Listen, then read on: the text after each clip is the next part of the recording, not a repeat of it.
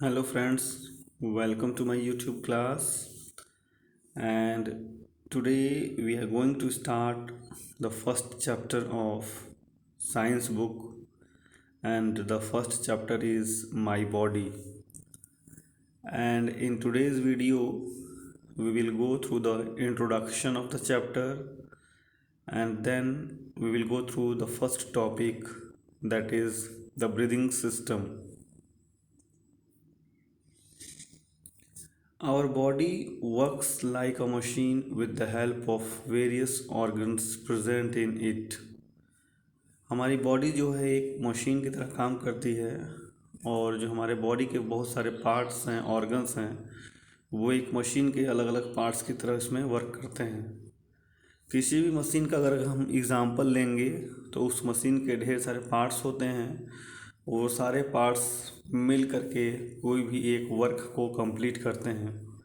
Simply अगर हम example लेते हैं अपने घरों में वॉशिंग मशीन्स का, तो वॉशिंग मशीन्स के बहुत सारे पार्ट्स होते हैं। सारे पार्ट्स मिल करके एक काम करते हैं, that is washing of the clothes. अगर दूसरा कोई एक मशीन का एग्ज़ाम्पल लेते हैं, फॉर एग्ज़ाम्पल मिक्सर ग्राइंडर, तो मिक्सर ग्राइंडर के भी बहुत सारे पार्ट्स होते हैं और सब मिलके एक काम करते हैं, that is mixing of the material. उसी तरह हमारे बॉडी में भी बहुत सारे पार्ट्स हैं, ऑर्गन्स हैं। अगर हम एग्ज़ाम्पल लेना चाहें तो हमारे बॉडी के पार्ट्स हैं hands, legs, ear, eyes, nose etcetera. और ऑर्गन्स की बात करेंगे तो that is heart, lungs, eyes, year.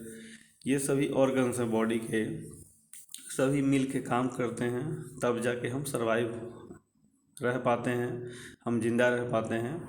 और इस तरह से हमारा बॉडी एक मशीन की तरह वर्क करता है। और ना अब ऑर्गन्स की बात करेंगे। ऑर्गन्स हैं क्या? Organs are special structure present in our body that perform various special function. तो क्लास फोर्थ में या क्लास थर्ड में आपने ऑर्गन्स पढ़ा होगा, और ऑर्गन्स को पढ़ा होगा सेंस ऑर्गन के नाम से, कि हमारे बॉडी में सेंस ऑर्गन्स हैं। तो सेंस ऑर्गन भी हैं, फिर कुछ और ऑर्गन्स हैं जो कि बॉडी में प्रेजेंट होते हैं और उनका एक स्पेशल फंक्शन होता है। तो पहले बात करते हैं सेंस ऑर्गन्स की। तो जैसे आइज़ है, आइज़ एक सेंस ऑर्गन है, उसका स्पेशल फंक्शन है, it helps to see the various things around us. उसी तरह से दूसरा अगर सेंस ऑर्गन का एग्जांपल लेंगे तो दैट इज़ ईयर। तो ear help us to hear the various sound around us. Skin का एग्जांपल लेंगे तो skin helps to touch and feel.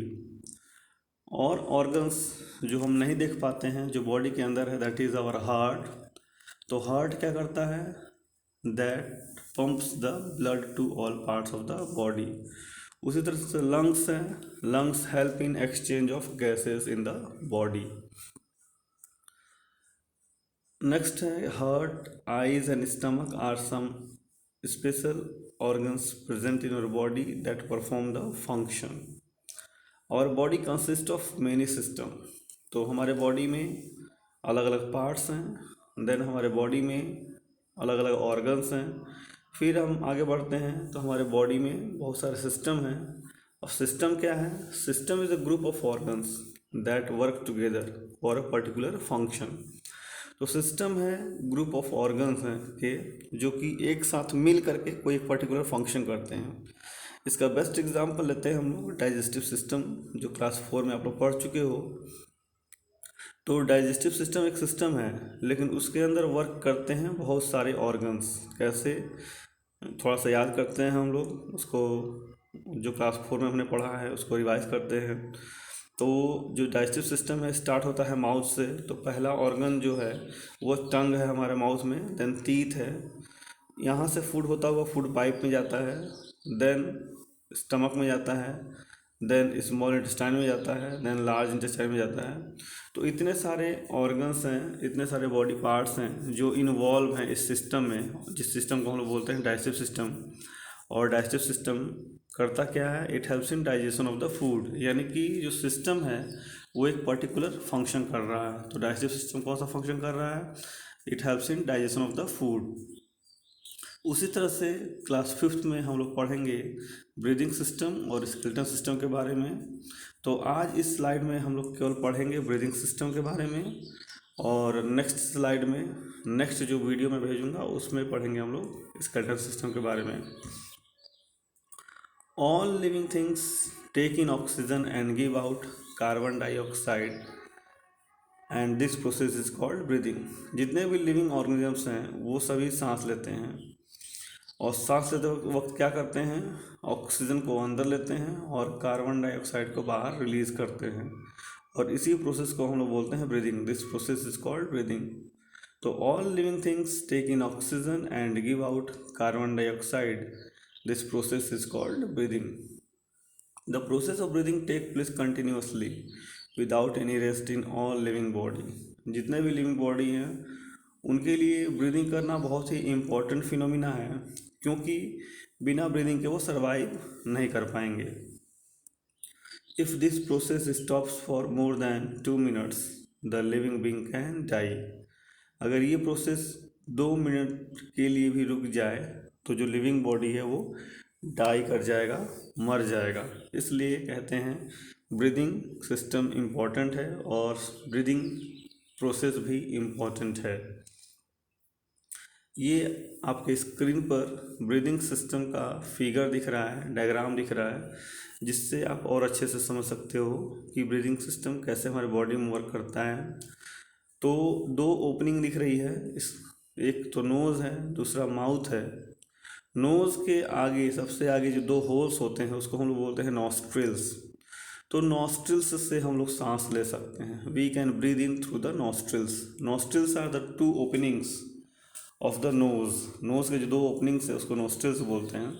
तो वहाँ से भी हम लोग एयर इन कर सकते हैं, सांस ले सकते हैं। और दूसरा ओपनिंग जो है माउथ है, माउथ से भी हम लोग सांस ले सकते हैं। But we do not try to breathe in through the mouth. हमको माउथ से सांस नहीं लेना चाहिए, कोशिश नहीं करनी चाहिए, बिकॉज जब माउथ से हम लोग सांस लेते हैं तो जो एयर की इम्प्योरिटीज़ है या एयर में जो जर्म्स हैं वो सीधे हमारे लंग्स में जाते हैं।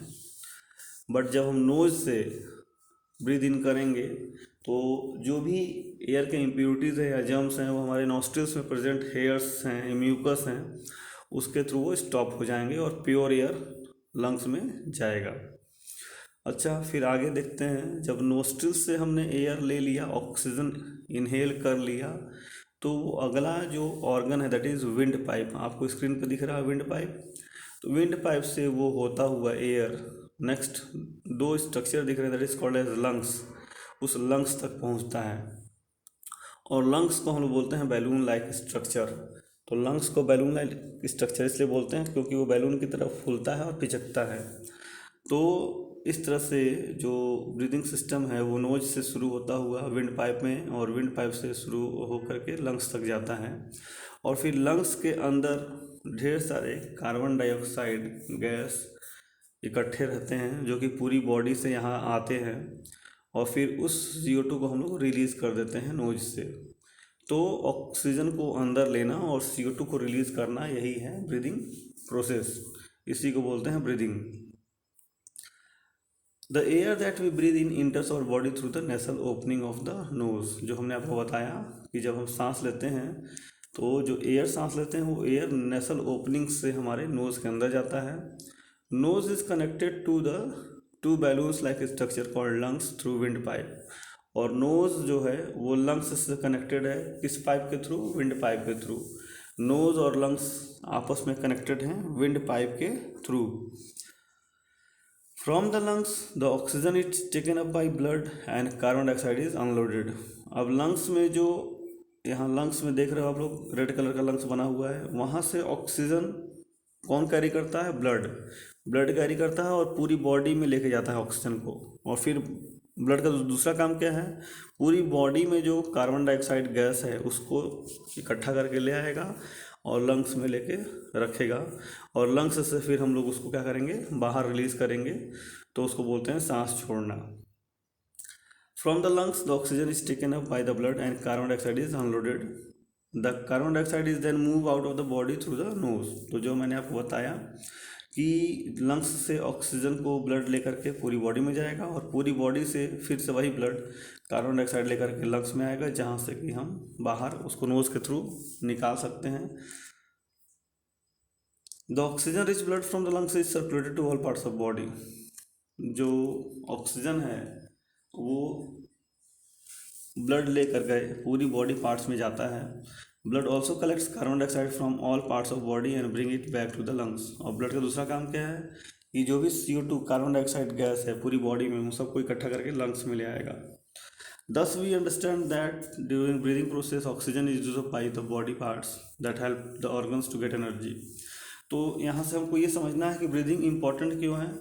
ब्रीदिंग इम्पॉर्टेंट इसलिए है क्योंकि वहाँ पे ऑक्सीजन का यूटिलाइजेशन हो रहा है। जब हम सांस ले रहे हैं तो ऑक्सीजन अंदर जा रहा है लंग्स में, और लंग्स में से ऑक्सीजन को ब्लड लेकर के पूरी बॉडी में जा रहा है, पूरे ऑर्गन्स में जा रहा है, जिसके हेल्प से ऑक्सीजन के हेल्प से जिसके हेल्प से यानी कि ऑक्सीजन के हेल्प से हमारे बॉडी के जो भी ऑर्गन्स हैं वो अपना एनर्जी बनाते हैं।